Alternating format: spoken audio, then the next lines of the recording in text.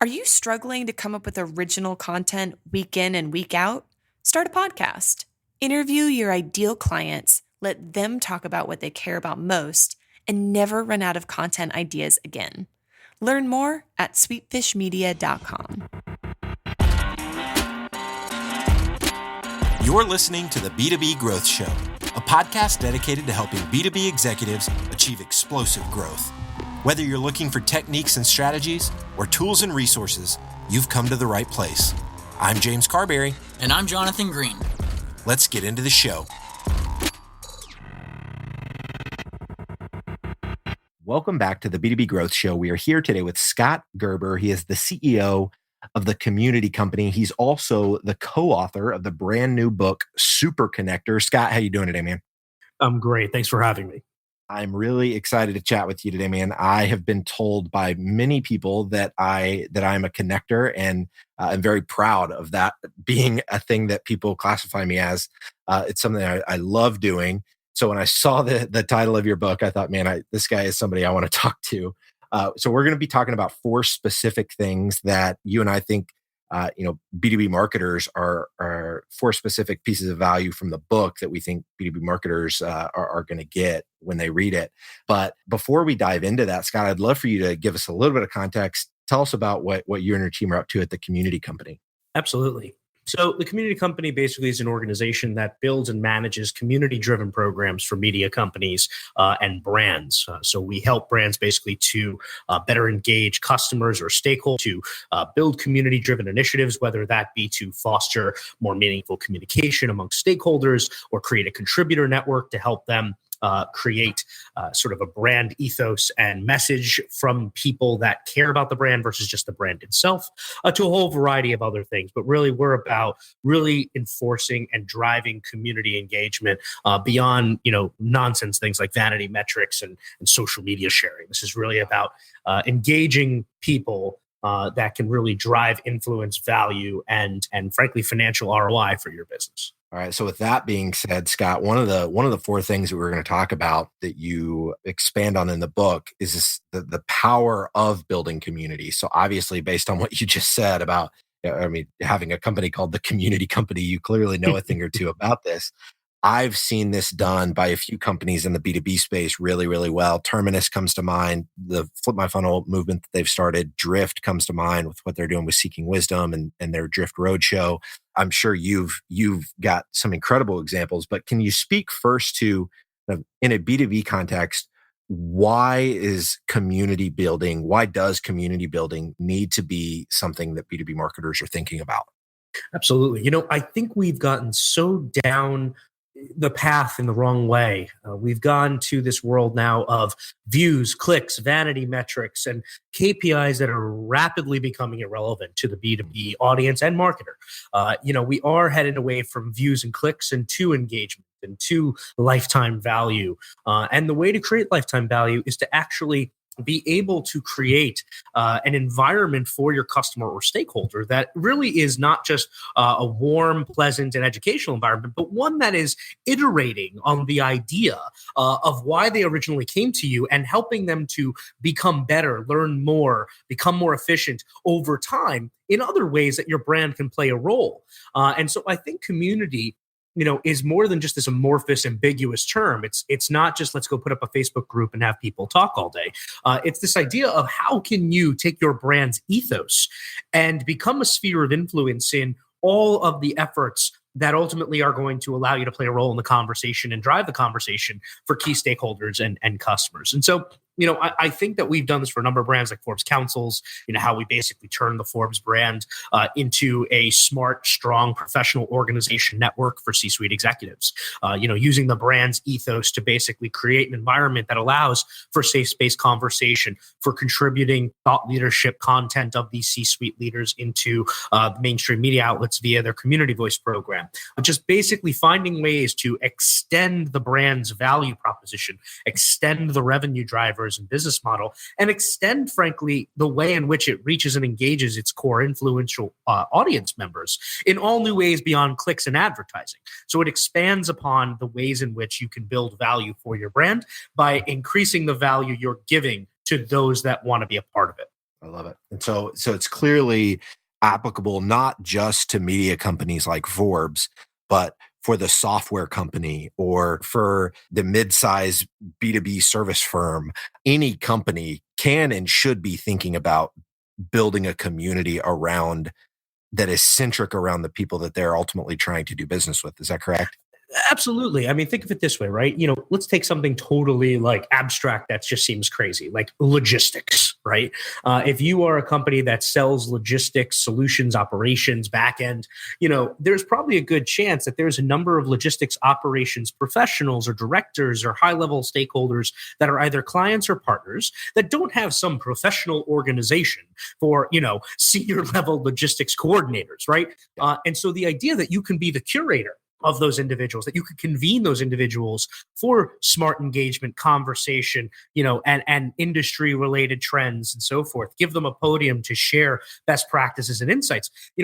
Just because your solution might play a small part in the larger overall industry doesn't mean you can't be the convener, the go-to professional organization, the new age chamber of commerce, if you will, for that subject matter. And so it's the same thing. Take a restaurant, right? It doesn't have to be literal. You're not going to go as a restaurant owner in the Midwest, and go build a food blog, right, around Midwest diner cuisine, right? What are you going to do? You're going to look at who attends, who comes to your establishment, who's the patrons. And maybe those are a lot of, neighborhood people. Well, what's going on in the neighborhood? Well, maybe it's a big sports events, right? High school sports, middle school sports. Well, why aren't you the destination then for, in an age where it's almost impossible to get local news right because of the problems in the local news industries? Why don't you create an authoritative safe space for high school sports of all your stakeholders to talk about that? Again, you're building a community that shares your brand ethos. It doesn't need to be a literal brand marketing message. In fact, it shouldn't be. But whatever your brand stands for, whatever it means, whatever it wants to convey to an audience about the importance of the industry you're in or the values that you share, that's what your community should be a part of. That's what it should stand for, and that's what you should build around. I love that. We're trying to really take what we're doing with this podcast, Scott, in that vein, trying to create a community of B2B marketers and folks that are leading B2B companies. And one of the things we're doing are these things called B2B growth dinners. And so I'm flying to different parts of the country, and we're getting groups of 7 to 10 folks together around, a dinner table, or, with some, I'm doing lunches and just trying to, there's no pitches. It's not talking about our service. It's solely for building relationships with like-minded folks. And I think that there's so much power in creating those types of communities. And I think that a lot of people just get tripped up in thinking, oh, well, like, we don't have the resources to do that. Or where do you see people, I guess, what is the reason that you see a lot of folks that you're talking to not pull the trigger on building a community? Yeah, I think you just hit on one of the big ones. I don't have the resources. It's too big. And the funny thing is community should be simple. If it's complex, then you're probably trying to figure out how to tie it into a P&L or a marketing initiative, which is the wrong approach. It's either got to be natural and truly authentic, not just, air quotes authentic, or it's going to fail. And so, I think you start with something very simple, take your dinner. Now, how do you make a dinner or lunch more effective? If you start with that as the basic construct, okay, I'm going to get 10 people together. How do I ensure that this 10-person event, it doesn't have to worry about things like scale or hyper growth or any of that crap yet. You just literally have to focus on those 10 people so that at the end, those 10 people not only are going to want to be at the next one, but they're going to want to tell their closest industry peers that they should be involved in this exclusive invitation-only experience as well. So how do you do that, right? Do you need to spend $1 million on dinner? No. Do you need to have a keynote speaker in the millions? No. It's about the thoughtfulness of small little things. So if I may, I don't want to, you might be doing some of this already, but if I may diagnose a couple things that we know about small, intimate gatherings, right? So first and foremost, it's a 3-part process. Most people think it's a 1-part process, and that's the event, but they're missing the before and after, which are the 2 biggest components of any event. So the first thing is not just the invitation, but it's the idea that you want to set up the event to remove friction. You don't want to go and have people go into a friction-based environment. That's where people have to feel like they got to give the bona fides, they have to give the LinkedIn resume, all that nonsense. You want to take all that nonsense out of the equation. So first, you're going to ask a couple of questions of your stakeholders that are coming to that event, some basics. You're going to ask them, what are they working on right now? You're going to ask them, what's the biggest challenge they're experiencing right now? Where do they feel in the past year their biggest strength has lied? And then you're going to allow them in one sentence to sum each of those up. You're going to put a LinkedIn link on it. You're going to put it into an email digest. You're going to send that to all 10 participants before the event. Now, all of a sudden, if people want to, remove all that friction, they've got all the information, and they may say, oh, wait, this person's having that problem. I just solved that problem. Or, oh, I have to make sure I connect with John because John has a strength where I have a weakness. So now you have the actual event. Well, do you just sit people around a table? Of course you don't. You should be, as the curator of that opportunity, as the connector, you should be the person that is picking the seating arrangements, who sits next to who and why. And you don't tell them why they're sitting next to each other. You explain that the seating is meaningful, that they should figure it out. And by the end of the dinner, they might be able to figure it out. They might not, but they would have gone on a natural conversation because they know you took time, effort, and thought, but you're just teasing the fact that they should be there. The other idea is that you as the curator knows the most about everybody at the table. So your ability to sort of shout an accolade versus allowing someone to sort of pitch themselves makes it a much better environment to still show off their high-level achievements or bona fides, but not sound like a bragger. So these are just some examples of things that you can do. But then there's the post-event, right? Critical, which is the follow-up process. Did John and Sue actually meet? Did they talk about the thing you thought they should? Did you follow up to thank everyone and ask them for feedback on what you can improve next time and remove more friction? Did you ask, people what would be some things they'd like to see at future events or event types? The point is, in the follow-up, you're actually diagnosing how well you did. You're sort of giving yourself a grade. You're figuring out from the community that wants to own this process how you can be of service to them in a bigger way, additional help, more ways in which you can make the event better and bigger, or simply put, just to follow up and say thank you. And these simple steps, and we go into a lot more detail on how to make it a remarkable experience, we call it in the Super Connector book. But these little things are meaningful, and that just goes back full circle to the question we started this point with, which is, why are people not doing this?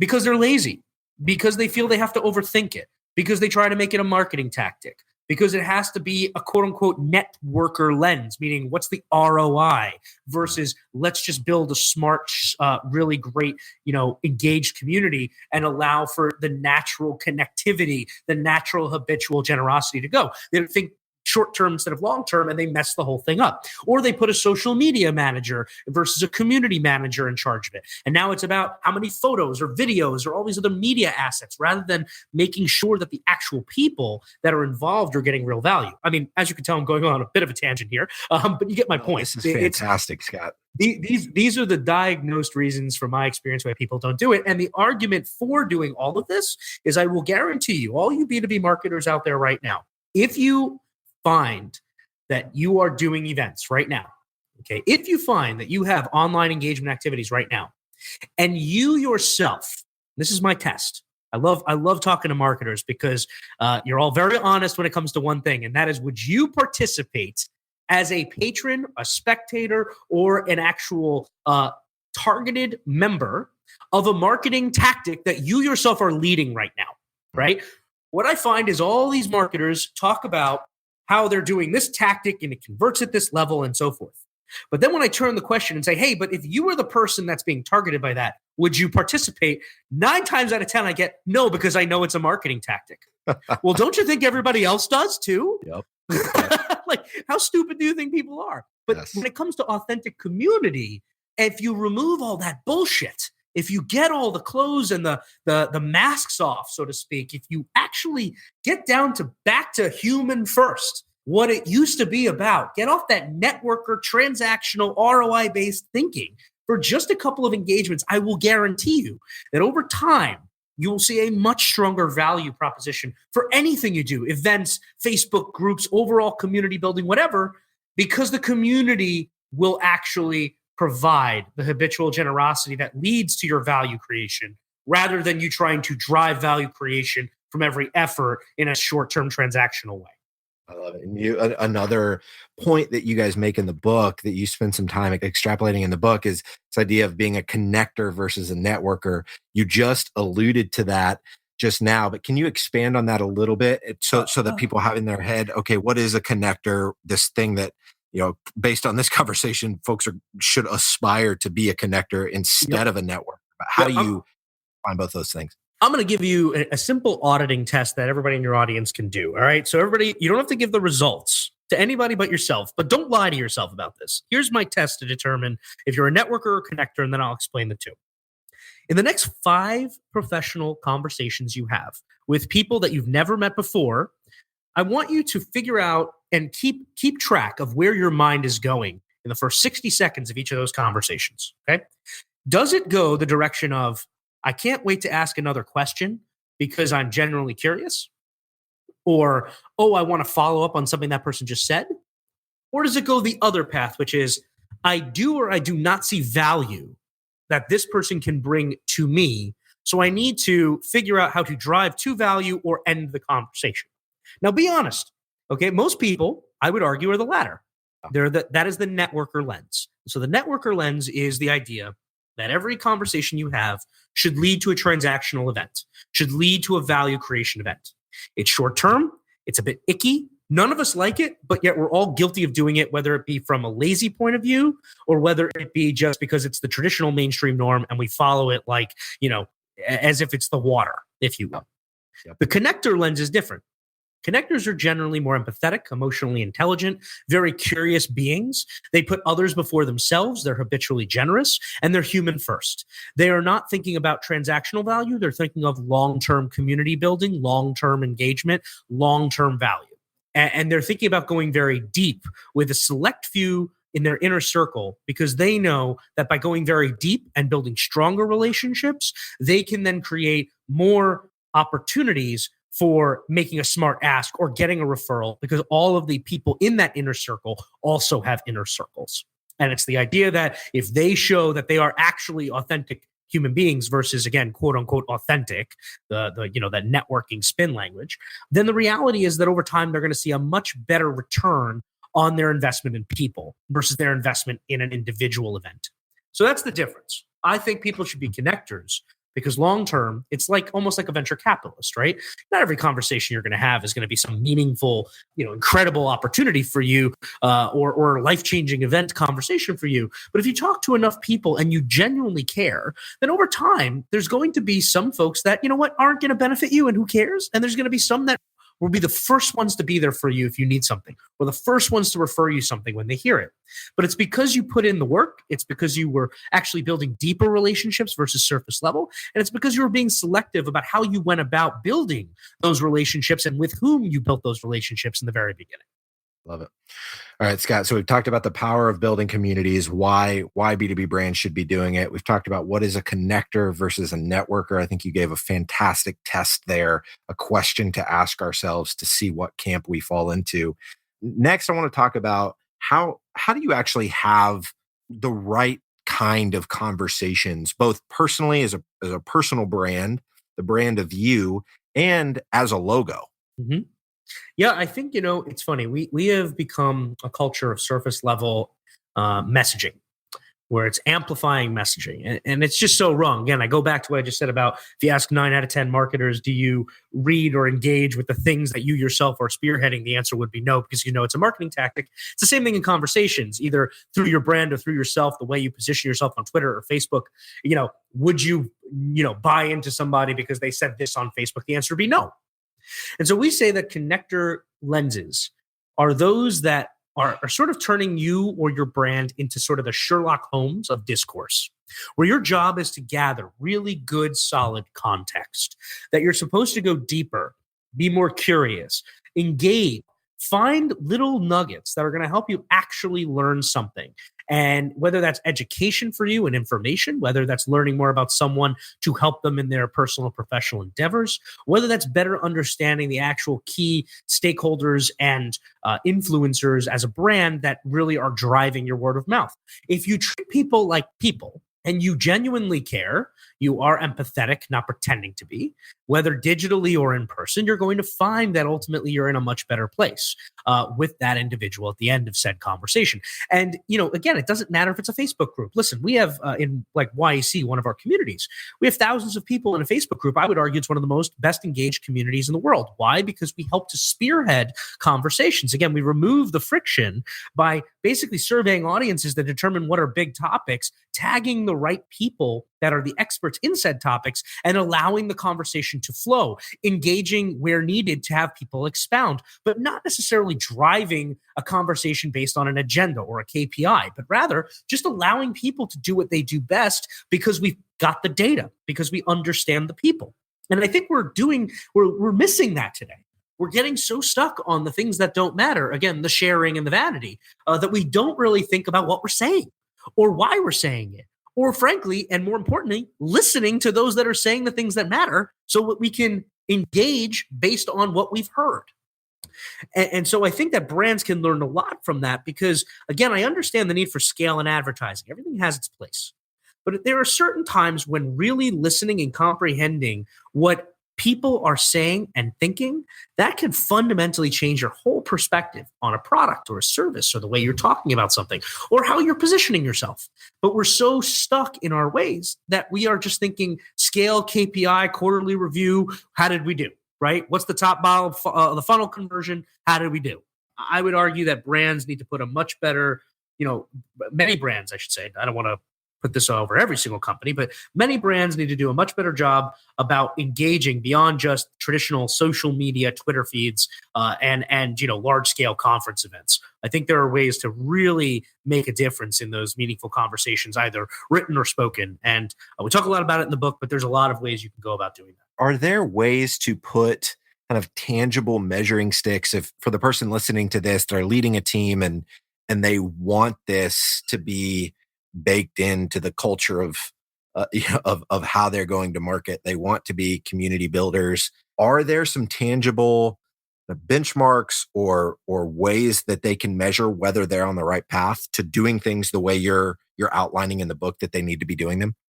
Yeah, there's no one size fits all sort of methodology here. Every company is going to have different KPIs and different goals. Look, I think that if you can get evangelists around your brands because they care about the ethos, we go back to the logistics example we gave earlier. Okay, if you've created value in that you have basically created the professional organization for logistics professionals, right? You are basically the center of the sphere of influence of a very influential group to your world. That will drive business over time because they'll see the value proposition so long as you are being thoughtful about being involved in it as a curator of that experience and a convener of that experience. Whether or not you have to put a buying thing against it or not, I would argue this is a more organic approach. You look at things like Lego. Okay, Lego has the ideas competition that they do where basically they have a Facebook page and a website where people can put ideas for different Lego sets they have in mind. And then Lego looks at that based on the engagement and determines what they're going to potentially put into manufacturing, right? They don't do that because they're trying to sell that audience. They're doing it because they understand that creativity is at the core of that audience. And they want to basically pull the best natured creativity out of people because they believe that evangelism of that brand will come as a direct result of them listening to their key stakeholders. So it's not just I sold this many Lego sets, but it's the idea that they have hundreds of thousands of people now that are participating in that conversation, which keeps that brand at a very high level in its exact position where it needs to be. I think it's all about how you look at it. I would not say this is how many units this community should sell. I think it's a very big mistake. I completely agree. I'm just trying to think through if there were, as people are trying to operationalize this, it is a much more organic thing. I think if they can, if they can keep from having the metric that they measure be a transactional unit, and are there ways to say, like what you had said earlier, look at how many evangelists do you have? How many people do you know that are excited about you and what you're doing? And using that more as the metric than the transaction of closed deals. Well, I'll give you one that's a bit more in line with that. But it's a specific example. So again, this is an example. I wouldn't say this is the end all be all for every single brand or company. But in the book, we talk about a gentleman named Derek Coburn. Derek was a wealth manager who basically, if you know anything about the wealth management world, it's a very low referral rate because it's a very commoditized, business. And it's really relationship driven. So referrals are sort of the main driver of that business. And Derek was constantly at the top of referral business for his entire, industry by percentage. It was, in some cases, I think they said the industry average was like single digit referrals. He was in the high double digits. And when people would ask him how, it's because, again, going back to the event strategy, in a very simple way, that he drove those referrals in a very meaningful and community-based way. Again, we're not trying to say you should be a nonprofit here, by the way. I think that there's just smarter ways to do it where you're not making people feel like they need to take a shower afterwards. But, here's an example. So he was a wine connoisseur, and obviously his wealth management group of clients, these are obviously high net worth individuals who would appreciate that idea of, very expensive wine, rare, expensive wine. And so what he would do is he basically I don't know if it was once a year, once every couple months, he would gather his clients for a very expensive wine tasting on him. And basically the rule was they were allowed to bring one person who they felt would also enjoy the event. He did not specify they had to potentially be a client. He didn't specify they had to be another high net worth prospect. None of that. They had to fundamentally, critically enjoy wine and understand it. But now, what did he do? He actually put criteria on the event, which means that he gave sort of people, and this, I guess, if you wanted to talk marketing language, it's sort of like the squeeze page effect, right? He's giving people a certain criteria. Sure, they could bring their wife or their husband, but most people are going to want to impress their professional peers. And if you are at the levels of this kind of wine connoisseur, chances are if you can afford this kind of wine or afford to buy in restaurants this kind of wine, you probably are also a high net worth individual. So by definition, he basically created a way in which people would bring peers to his events. Now, do you think that any person that was brought as a guest who was potentially a prospect for Derek had to ask him once what he did? Not only that, but do you think that the person that brought that individual didn't give not only the whole CV, but how well Derek does for them? So here you are now at this event in this very high-end establishment, having, fine wine. You're introducing yourself, you're being, a great host. You come up, and the first thing that your client's going to is meet Mark. I told him how well you've done for us. We were just talking about how wonderful the wine is, and then Mark's going to say something to the effect of, "Wow, my financial advisor doesn't do this for me. This is great." Get the point. So you're basically reverse engineering your goals and success, but in a way that you, again, are creating value for people. He didn't do it with the intention of you must buy a ticket, do something for me, but it's the thoughtfulness, the care, the meaningful impact that the scene, the setup, every part of the chessboard being set up the way it was allows for the natural flow of those referrals. Exactly. Yeah. The natural result is the result that he ultimately wanted, but exactly. He didn't have to be. But you didn't have to take a shower. Exactly. Wow, that is fantastic. I love that story. This last piece we're going to talk about, Scott, this idea of being a curator or a creator. Talk to us about this. Yep. So it's funny. I think there's people that have the ability to curate individuals and allow for content and other things to surface from that community. And there's a creator where you can engage and create the subject matter and the content that's going to drive the community engagement. I think too many people try, and too many brands, frankly, try to force content fits, right? The idea that, again, because it's in the brand speak, when you put something in a forum or on social, you're trying to sell your brand. You're trying to sell your image. You're trying to sell your message. You're trying to sell your product. And sometimes giving into the way in which the community wants to talk about it is more valuable because you've curated the right people around a content experience rather than trying to drive the content into that experience. So let me give you an example. Let's go back to the logistics company. If your brand is in logistics, you might see real problems in the logistics industry. Now, that doesn't mean you have to syndicate a white paper about it, but you could begin to ask that community relevant questions for the betterment of everybody learning about it. However, if for some reason, let's say your logistics company wasn't a software, or it was a software, but it had special research, well, that's a different situation. You can ask people to react to very specific research that you're finding, to share it with the community, to start a conversation or drive value. But in that case, you're bringing value add content, not just another level of, white paper garbage that is meant to just draw people into your funnel. And so I just urge people, as you think about the way you want to view the connector lens for your business or for you personally, that don't waste your time and effort to put together this amazing group of people only to sabotage it by what you are sharing or what you are promoting or what you are frankly doing that is anti-human, that is pro-marketing, because that can ruin it as quickly as hard as it was to convene it. And so I think that there are moments where, and this is going to be scary to some B2B marketers, you got to let go. You got to realize that your skill set is in finding the right people to drive conversation and allowing people to see that you are the center of sphere of influence that allowed for them to retain and receive that value because you've been brought behind the wall, if you will, by that entity, rather than you as the entity trying to drive every single conversation, because sometimes it's great and sometimes it's tumbleweeds. That is fascinating to me. And I think the self-awareness piece there, really asking yourself and being okay with the answer of, I think pride can stop you from coming to the realization that being a curator is actually better suited for you and how you're wired. There's need for both, and to be one is not to be better than the other. It's just different. And so to hone in on that, I think is really, really powerful. Scott, this has been a fantastic conversation. I've really enjoyed you hanging out with our listeners today.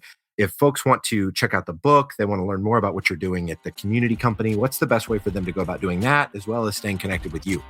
Yeah, you can check out the book anywhere books are sold, or go to superconnectorbook.com to see where you can buy it, learn a bit more about it, and so forth. Or you can follow me on Twitter at Scott Gerber and see what we do at community.co.co. Wonderful, Scott. Well, thank you so much for your time today. This has, again, been incredible, and I really appreciate it. Thank you for the time.